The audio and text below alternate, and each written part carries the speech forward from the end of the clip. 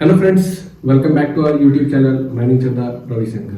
Friends, आज का video important होने वाला है वो सब स्टूडेंट के लिए जो सेकेंड क्लास मैनेजर सर्टिफिकेट या फिर फर्स्ट क्लास मैनेजर सर्टिफिकेट का एग्ज़ाम आने वाला जो डीजीएमएस का एग्ज़ाम होगा दिसंबर महीने में उसको भरने वाले हैं। वैसे कैंडिडेट के लिए आज का वीडियो बहुत इंपॉर्टेंट होने वाला है। इससे भी ज़्यादा इंपॉर्टेंट उन कैंडिडेट के लिए जो ओवरमैन सर्टिफिकेट एग्जामिनेशन, सरदारशिप, मेट या फिर गैस टेस्टिंग एग्जामिनेशन जो फील्ड से करते हैं वो लोग के लिए। तो क्या इंपॉर्टेंट होने वाला है वो हम बता दे रहे हैं। फ्रेंड्स, आपको पता होगा कि डीजीएमएस जो है वो अपना नोटिफिकेशन अगस्त के महीने में निकालता है। अगस्त के महीने में वो नोटिफिकेशन निकालता है और आपको 2 महीना का टाइम देता है फॉर्म भरने के लिए। फ्रेंड्स, जो बता रहे हैं उसको ध्यान से सुनिएगा, क्योंकि जो चीज़ हम रियलाइज किए हैं और बहुत सारा स्टूडेंट जो गलती करता है वो गलती को जो है हम नहीं चाहते हैं कि आने वाले समय में कैंडिडेट दोहराए। इसी को लेकर के बहुत सोच समझ करके वीडियो बना रहे हैं। तो फ्रेंड्स, अगस्त महीने में डीजीएमएस नोटिफिकेशन निकालता है एग्जाम के लिए और अक्टूबर तक वो 2 महीना का टाइम देता है, मतलब पूरा अगस्त पूरा सितंबर। अक्टूबर का फर्स्ट वीक में वो क्लोज हो जाता है और आपको पता होगा एग्जाम जो है दिसंबर के महीने में होता है। सीबीटी एग्जाम होता है, ऑनलाइन एग्जाम होता है। आप देखिएगा ओवरमैन का, सरदार का, फर्स्ट क्लास मैनेजर का, सेकंड क्लास मैनेजर का, जीटी का, है ना। तो ये सब चीज का जो है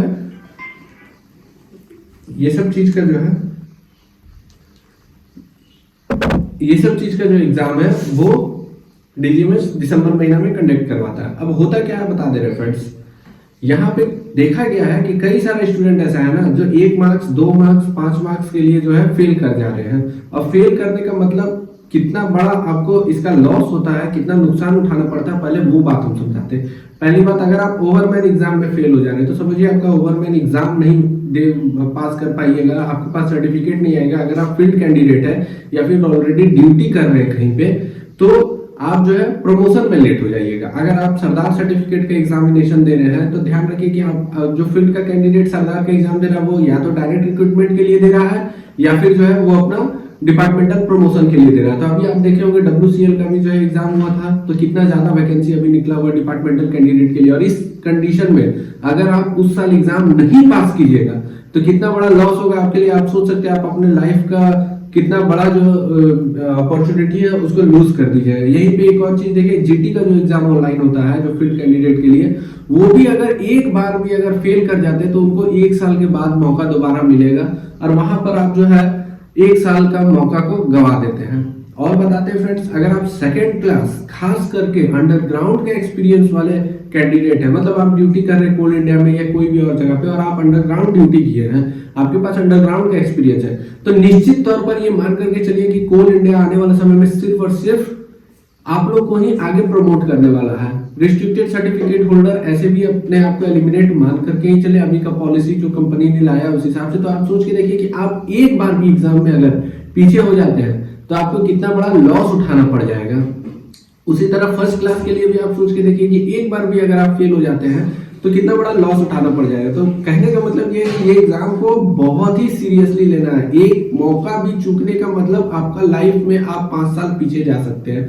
आपका पूरा वो बैच जो उस साल पास करेगा पूरा आगे निकल जाएगा आपसे। अगर आप ऑलरेडी जॉब कर रहे हैं और कैंडिडेट मतलब आप जो है डिपार्टमेंटल कैंडिडेट है प्रमोशन के लिए, और वो बात इस और महत्वपूर्ण हो जाता है जब आप सरदार सर्टिफिकेट के लिए एग्जाम दे रहे हैं। आप फील्ड के कैंडिडेट है, 3 साल ट्रेनिंग किए, सरदार का सर्टिफिकेट आपको चाहिए तब जाके आप वैकेंसी भर पाइएगा।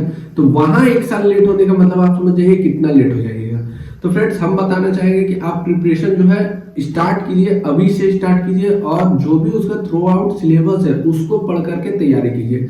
बहुत सारे स्टूडेंट पूछ रहे थे सर तैयारी कैसे करेंगे और तैयारी किस तरह से आगे बढ़ाया जाए, तो उसके लिए हम बताएंगे कि क्या करना है। लेकिन उससे ज्यादा जरूरी ये बात आप दिमाग में बैठा लीजिए कि कुछ भी कीजिए लेकिन एग्जाम फर्स्ट अटेम्प्ट में ही निकालिए। अगर आप फर्स्ट अटेम्प्ट में नहीं निकालते हैं तो आपको बहुत बहुत बहुत लॉस होने वाला है। अब नेक्स्ट टॉपिक पे आते हैं कि तैयारी कैसे करें। तो तैयारी के लिए बता दें कि हम लोग के जो हम लोग जब एग्जाम देते थे उस समय एक बुक आता था HP सोनी सर का, माइनिंग दर्शिका।